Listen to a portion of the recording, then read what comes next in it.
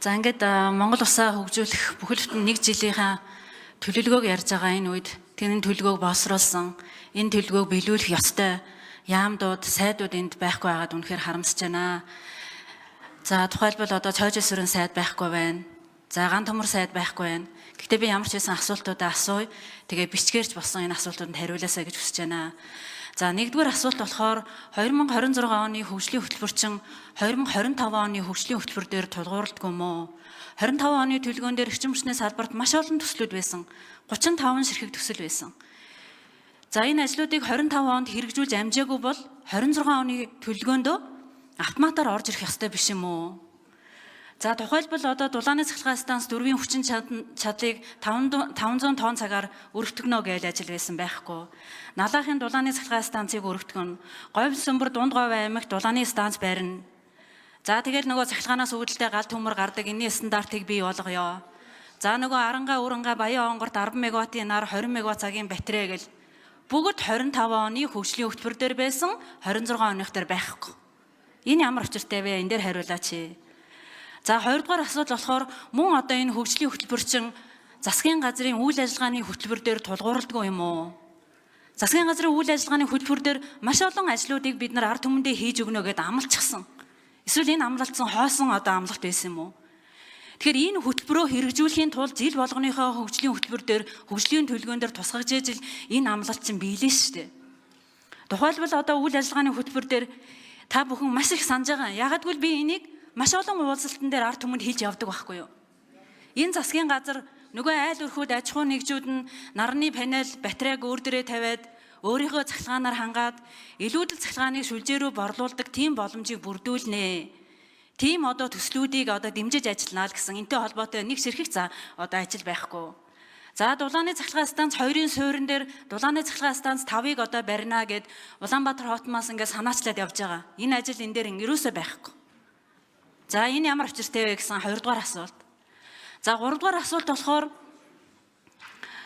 Монгол улсыг хөгжүүлэх 2026 оны хөгжлийн төлөвлөгөө гэдэг бол Улсын хурлын 126 гишүүд хэлэлцэж баталсан хууль. Тэгэхээр энэ хуулийг яг хэрэгжүүлэх субъект нь энэ яамдууд, энэ одоо сайдууд биш юм уу? 25 оны хөтөлбөр дээр жишээ нь эрчим хүчний салбарт 35 ажил төлөвлөгдсөн. Энэ ажлуудыг хэрэгжүүлэхийн төлөө өнөөдөр яам, өнөөдөр сайд ямар ажил хийж яана гэд тасралтгүй араас нь хөөцөлж байгаа. Зарим ажлууд дээр бүр хуруугаач хөтлөхгүй. Тэр битгээл одоо улсын хурал дээр байгуулагдсан ажлын хэсэг баг одоо нэг толгой бий болчлоо.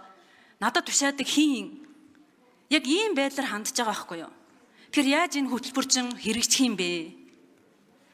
Тэгэхээр өөрөөр хэлбэл 2025 оны хөгжлийн хөтөлбөрийг улирал тутамд одоо дүгнээд энэ одоо ажлуудыг хэрэгжүүлэхийн төлөө ямар ажлууд хийсэн, хурууга хөдлөсөн юм уу? Хөдөлгөөгүй байвал ямар одоо хариуцлага тооцох юм бэ гэдэг тэр одоо хууль эрх зүйн орчин байдгийн юм уу гэдэг асуултыг асуумаар байна. 25 оны хөгжлийн хөтөлбөр дээр 35 ажил эрчим хүчнээс. Яагаад гэвэл эрчим хүчний салбар өнөөдөр энэ Монгол улсын эдийн засаг нийгмийн хөгжлийг гацаачаад байгаа ганц салбар. Тийм ч учраас энэ салбарыг хөгжүүлэх хөтөлбөр дээр бид нар онцгойлон анхаарах ёстой.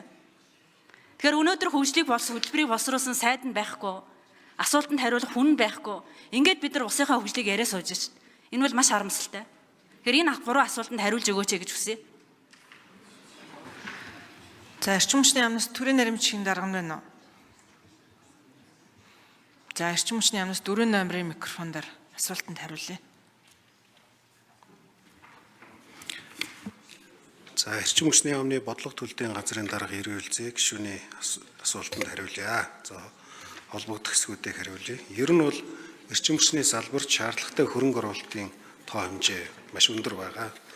Тухайлбал 26 оны төлөвлөгөөнд яамнаас 22 их найт төгрөгийн шаардлагатай ийм санхүүжилт бүхий төсөл хөтөлбөрийг 25 оны төлөвлөгөөнд тусгуулъя гэж хөрвүүлсэн. За үүнээс бол одоо 13 их найт төгрөгийн санхүүжилт нийлбэр санхүүжилт бүхий төсөл хөтөлбөр. За 26 онд санхүүжих нь 4.5 тэрбум төгрөг 4 их найт 526 тэрбум төгрөгийн ийм ажлууд бол 26 оны төлөвлөгөөнд туссан байгаа. Тэгэхээр эдгээр манайхаас сургуулж байгаа саналууд бол ерөнхийдөө үнийн дүн өндөр, ихэвчлэн улсын төсөвт төсвийн хөрөнгө оруулалтаа шууд хэрэгжүүлэхээсээ илүү гадны одоо уламжлалт хамтын ажиллагаатай банкнуудын зээл тусламжаар хэрэгжүүлэх голцсон юм төслүүд байгаа. Тэгээд зээлийн төслүүд маань бас энэ үрийн таац макро эдийн засгийн доктортой байдал гэдэг асуудлуудаас шалтгаалаад зээлийн хүсэлтүүд маань одоо тухай бүр одоо гарахгүй байгаа. За ийм хүндрэлтэй асуудлууд байна.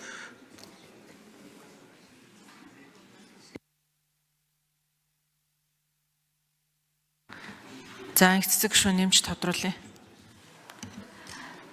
За асуусан 3 асуултанд ерөнхийдөө хариулт авч чадсангүй гэж ингэж би үзэж байна. Тэгэхээр энэ асуултуудад нэгдүгээр бичгээр хариулж болдгоо хариулж өгөөрэй. За хоёрдугаарт болохоор одоо санхүүжилтийг олохоос үл хамааран энэ салбарыг хөгжүүлэхийн төлөө ямар ажлууд байгаа тэр маань тусгагдаад явах ёстой. Тэгээ 25 он дээр бид нар одоо өчнөө хилэлцэж яриад тусгасан ажлууд маань хэрвээ 25 онд амжихгүй бол 26 оныхоо төлгөөнд тусгагдаад явах ёстой шүү дээ. Энэ нь бол ерөөсөө хинч харсан ойлгомжтой асуудал шүү дээ. Тэгэхээр энэ дээр одоо 26 оны төлгөөн дээр 2 шинэ ажил орж ирсэн байлээ. Баян суман дээр барих 660 мегаваттын дулааны станц, 70 задгадын дулааны станц. За тэгээд энэс гадна байсан маш одоо чухал ажлууд бол бүгд одоо тусгагдаагүй байна. Тэгэхээр энэ маань одоо хийгдэхгүй гэсэн үг юм уу? Тэгэхээр энэ дээр л одоо онцгойрон анхаарч хариулж өгөөж л гэж хүсэж байна л да.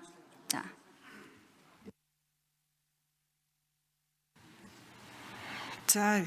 За эрчим хүчний яам эцэг гишүүний хэлж байгаа асуултанд одоо энэ ажлууд чинь үргэлжлүүлээ 26-нд хийгдэхгүй юм уу? 25 онд хийгдэж чадаагүй. Төсөв мөнгө нь олдоогүй гэдэг ингээ бүр хасагдчихж байгаа юм уу гэдэг асуултыг тавиад.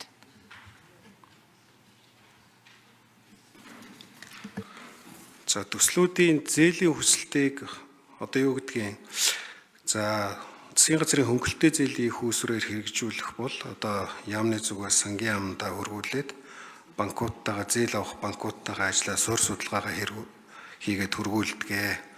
За хувийн хөрөнгө оруулалтаар хэрэгжиж байгаа зарим төслүүд бол энэ дээр бас 26 оны энэ төлөвлөгөөнд тусаагүй байгаа. Тэгээ хувийн хөрөнгө оруулалтаараа бол энэ бол төлөвлөгөөнд тусаагүй ч гэсэн бас санхүүжилт нь гараад ингээд хэрэгжиж явах байхаа гэж үзэж байгаа.